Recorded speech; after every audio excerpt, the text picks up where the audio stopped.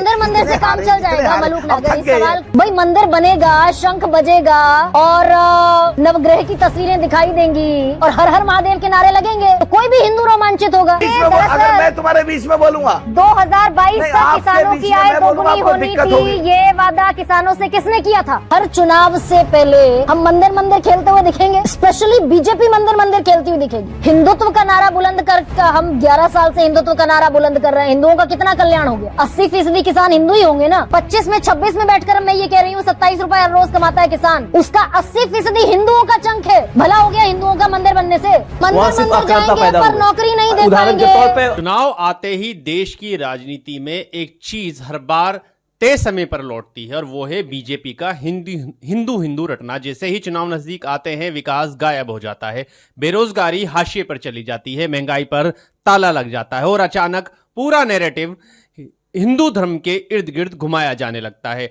इसी मुद्दे पर कल न्यूज 24 की बेबाक पत्रकार गरिमा सिंह ने बीजेपी प्रवक्ताओं से ऐसे तीखे सवाल पूछे कि स्टूडियो में बैठे मोदी समर्थकों की बोलती बंद हो गई।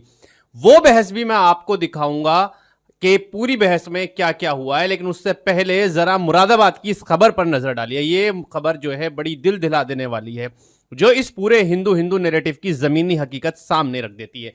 मुरादाबाद के थाना सिविल लाइंस क्षेत्र में स्थित हिंदू कॉलेज, जिसे शिक्षा का मंदिर कहा जाता है, जहां संस्कारों और एकता की बात की जाती है, उसी कॉलेज के भीतर एक मुस्लिम छात्र को पेट्रोल डालकर जिंदा जलाने की कोशिश की जाती है। बीकॉम 3rd सेमेस्टर की परीक्षा देकर बाहर निकल रहे फरहाद पर कॉलेज परिसर के अंदर ही 2 छात्रों ने हमला किया, पेट्रोल छिड़का और आग लगा दी। कुछ सेकंड में पूरा परिसर दहशत में आ गया। अगर मौके पर मौजूद छात्र और कॉलेज प्रशासन फुर्ती ना दिखाते तो शायद आज फरहाद जिंदा भी नहीं होता। लेकिन सवाल यह है कि इस घटना के बाद देश में क्या हुआ? कोई बड़ा टीवी डिबेट चला? क्या किसी न्यूज चैनल ने प्राइम टाइम पर चिल्ला चिल्ला कर पूछा कि कॉलेज के अंदर यह नफरत कहां से आई? क्या किसी संगठन ने सड़कों पर उतरकर, जो कथाकथित हिंदू संगठन है, इंसाफ मांगा? क्या आरोपियों के घर पर बुलडोजर पहुंचा? जवाब सब जानते ही हैं, नहीं, क्योंकि पीड़ित मुस्लिम है। अगर यही छात्र हिंदू होता तो अब तक ना जाने कितने संगठन सड़कों पर उतर आए होते, मीडिया में घंटों डिबेट चल रही होती और एंकर गला फाड़ फाड़ कर सिस्टम से सवाल पूछ रहे होते और आरोपियों के घर पर बुलडोजर की तस्वीरें देशभक्ति के म्यूजिक के साथ दिखाई जा रही होती। लेकिन यहां चुप्पी है, क्योंकि नफरत का शोर सिर्फ तब उठता है जब वो चुनावी फायदे में बदला जा सके। यही दोहरा मापदंड गरिमा सिंह की बहस में भी साफ दिखा जब बीजेपी प्रवक्ताओं से पूछा गया कि हर चुनाव से पहले धर्म क्यों याद आता है, तो जवाब देने की जगह राष्ट्रवाद और भावनाओं का सहारा लिया गया। लेकिन जमीन पर जो हो रहा है, जो दिखाया जा रहा है, वो ये है कि शिक्षा के मंदिरों में भी अब पहचान के आधार पर जिंदा जलाने की कोशिशें हो रही हैं और सत्ता समर्थित मीडिया इसे एक लोकल न्यूज बनाकर दबा देता है। यही वजह है कि सवाल अब सिर्फ बीजेपी की राजनीति पर नहीं, बल्कि हमारे समाज की सामूहिक चुप्पी पर भी है। क्योंकि जब हिंसा को धर्म देखकर तोला जाने लगे, तब लोकतंत्र नहीं, भीड़ का राज चलता है। और यही वो सच्चाई है जिसे डिबेट स्टूडियो में नहीं बल्कि जमीन पर महसूस किया जा सकता है। खैर, अब देखिए कैसे बीजेपी की हिंदुत्व की गरिमा सिंह ने बैंड बजा दी है कि उनके जो प्रवक्ता हैं जो वहां बैठे थे उनसे जवाब भी नहीं दिए जा रहे हैं। देखिए वीडियो।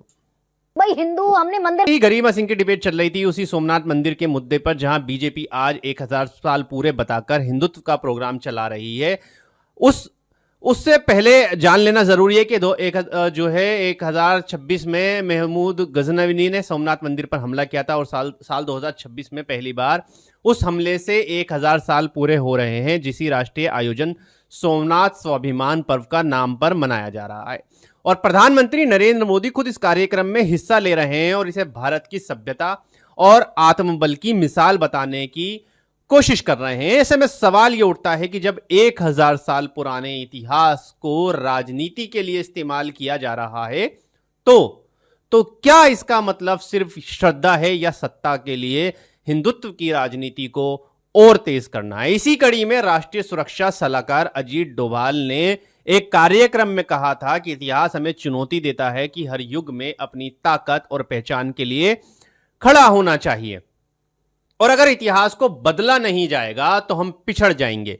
उन्होंने कहा कि इतिहास का इतिहास में जो हुआ है उसका बदला लेना होगा कि हमारे पूर्वजों ने अपमान सहा, गांव जले, सभ्यता को नुकसान पहुंचा और मंदिरों को लूटा गया और हम मूक दर्शक बने रहे। ऐसा बयान उन्होंने खुद दिया है, जहां उन्हें युवा पीढ़ी को आग अंदर रखने की बात कही, जिससे कुछ लोग इसे प्रतिशोध की भाषा भी कह रहे हैं। अब सवाल यह उठता है कि क्या इतिहास का ध्यान रखना और समाज की यादें ताजा करना लोकतंत्र का हिस्सा है, या इतिहास को राजनीतिक हथियार बनाना भी राजनीति का हिस्सा है। अब सवाल यह है कि बदला किससे लेना है, आज के मुसलमान से जो भारत में रह रहे हैं।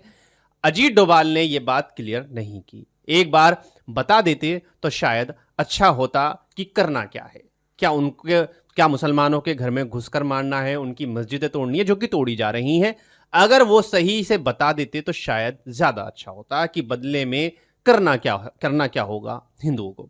अब आप इस बयान से खुद ही अंदाजा लगा सकते हैं कि किस मानसिकता की तरफ देश बढ़ चुका है। 200 साल अंग्रेजों ने राज किया, जो कि क्रिश्चियन थे, उनसे भी बदला लेना है ये या नहीं, ये भी बता देते अजीत डोभाल तो शायद बेहतर होता। वैसे हमने देख ही लिया है कि क्रिसमस पर ईसाइयों के साथ कैसा व्यवहार किया गया, कितनी हिंसा हुई, चर्च तोड़े गए। ये सब करना भी अब क्राइम नहीं है अजीत डोभाल के हिसाब से।